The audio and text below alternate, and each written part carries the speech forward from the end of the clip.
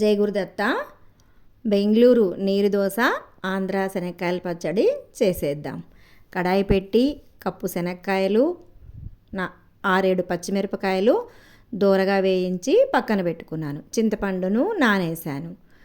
కడాయిలో ఒక ఆనియన్ను కట్ చేసి రేకులుగా తీసి వేసి కాస్త ఆయిల్ స్ప్రే చేసి ఆనియను కాస్త ట్రాన్స్పరెంట్ కలర్ అయ్యే వరకు 1 నిమిషము దోరగా వేపి పక్కన పెట్టుకున్నాను. అదే కడాయిలో ఒక టమాటోను సన్నగా కట్ చేసి వేసి ఆయిల్ని స్ప్రే చేసి స్కిన్ సపరేట్ అయ్యే వరకు వేపుకోవాలి. కొత్తిమీరను శుభ్రం చేసి కట్ చేసి టొమాటోలో పెట్టి మూత పెట్టాను.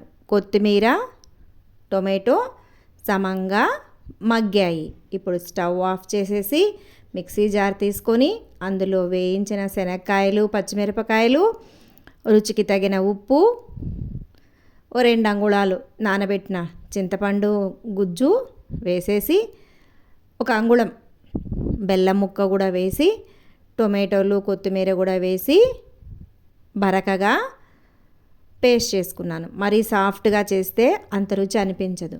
చివరన ఆనియన్ వేసి 1 పల్స్ తిప్పాను అంతే. అందులో పోపు వేశాను. ఆవాలు, జీలకర్ర, ఇంగువ,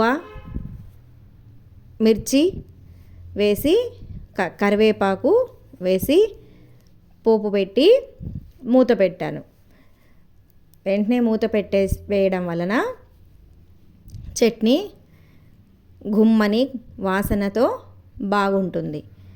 ఇప్పుడు నేను రాత్రంతా నానించిన 1 గ్లాసు బియ్యంలో 1 కొబ్బరి చిప్ప వెనకలున్న స్కిన్ కూడా పీల్ చేసేసాను. ప్యూర్గా వైట్గా కొబ్బరి చిప్ప మరియు రాత్రి నుంచి నానబెట్టుకున్న 1 గ్లాసు రైస్ని రెండింటిని కలిపి బాగా మెత్తగా చాలా చాలా మృదువుగా మిక్సీ పట్టాలి. అందులో ధారాళంగా నీరు పోసి పెట్టుకోవాలి. ఇప్పుడు దోశ పెనం హీట్ అయిన తర్వాత కాసిన్ని వాటర్ చిలకరించి పెనంని చెక్ చేసుకొని ఇప్పుడు మనము పలచగా రెడీ చేసి పెట్టుకున్న పిండిని దోశగా వేసుకోవాలి.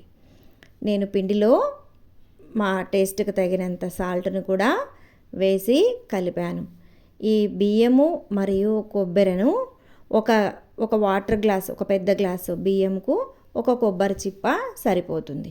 బియ్యము 6-7 గంటల పాటు నానాలి.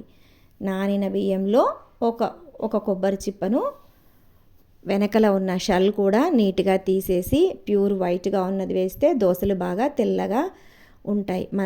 మామూలు ఉద్దిపప్పు దోశలాగా ఈ దోశ ఎర్రగా రావాల్సిన అవసరం లేదు. దోసకాడ కూడా అవసరం లేకుండా చేత్తో ఇలా తీసేస్తే వచ్చేంత మృదువుగా ఉంటాయి. చాలా కమ్మగా, చాలా రుచిగా ఉంటుంది. ఒకసారి ట్రై చేయండి. Like, share, subscribe. Thank you.